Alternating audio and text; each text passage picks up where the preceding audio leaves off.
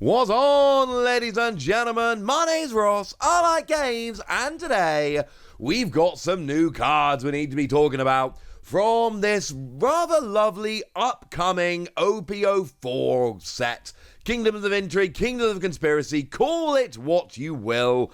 Either way, ladies and gentlemen, this is something about which I am rather excited indeed.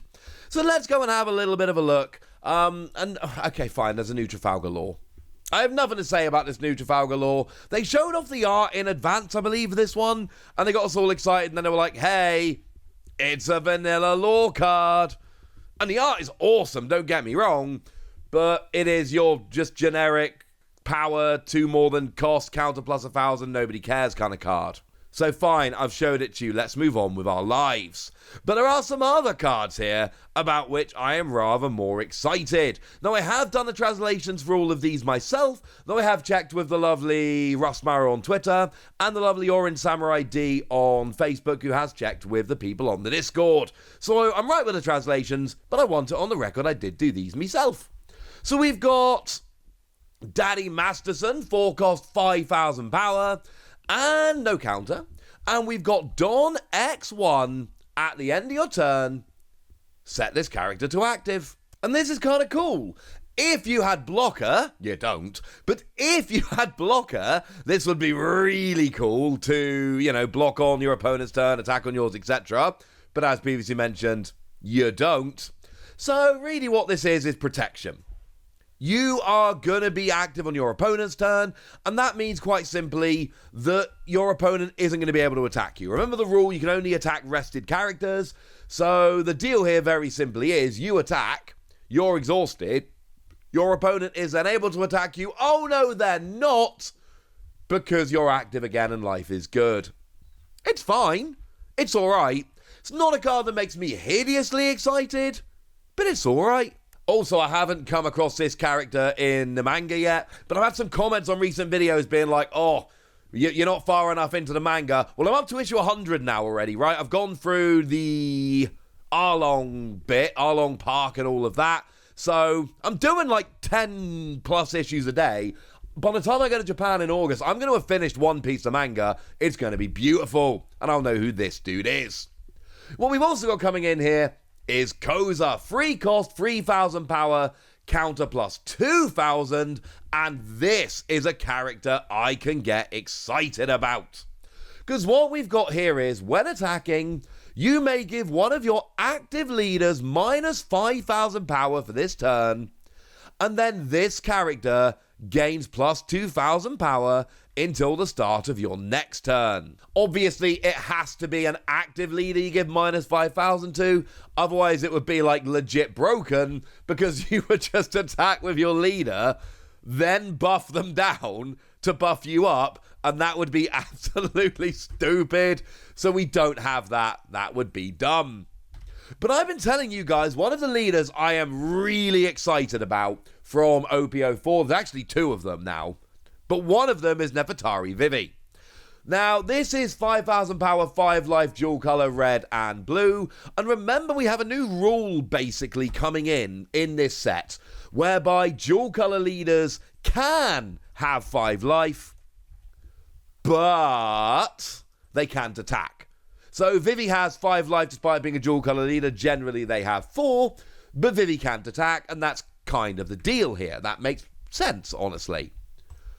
But now, kind of here's the point, because you've got a leader that can't attack, but remember, once per turn, you can pay 2, draw a card, and one of your characters gains rush, but very notably, you do not suspend or rest Vivi in order to use this skill, which is huge. So basically, you're sitting there with Vivi, paying 2 memory to draw cards and give your characters rush, which is great. And then you've got this dude who becomes 3 cost, 5,000 power, but remember you can give him rush if you want to with Vivi. But then you've also got counter plus 2,000, so this basically turns into your average vanilla 3 cost, 5,000 power. But you've got counter plus 2,000, and that's a very, very, very big deal indeed. I love this, honestly.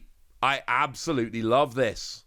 Pretty good power to cost ratio, potential for rush, counter plus 2000. I'm going to be making a Vivi deck. You know that by now. I've been very clear about that. And this is one that I think is going to work kind of beautifully in that Vivi deck. So yeah, colour me excited, ladies and gentlemen. Colour me excited. But we've also seen the reveal of a new Frankie. A purple Frankie. And now again, we've actually got counter plus 2000 here. We've got one cost, 1000 power, counter plus 2000. And on your opponent's attack, or when your opponent attacks, once per turn, Don -1. If your leader has the Water 7 type, up to one of your leader or characters gains 1000 power during this battle. Oh, well, that could be kind of cool, ladies and gentlemen. That could be kind of cool.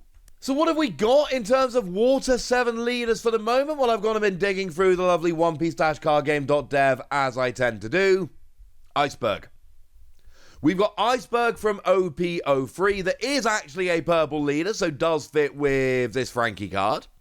And this is 5000 power, 5 life. This leader cannot attack. But activate main, Don -1. You may rest this leader and play up to one character with the Gallery La Company type that costs 5 or less from your hand, which incidentally doesn't work with Frankie. Frankie's Water 7 and Frankie family. So sorry about that, ladies and gentlemen. Sorry about that. But we do have a leader that this works with, thank goodness. Although, to be fair, the leader we've got can't attack.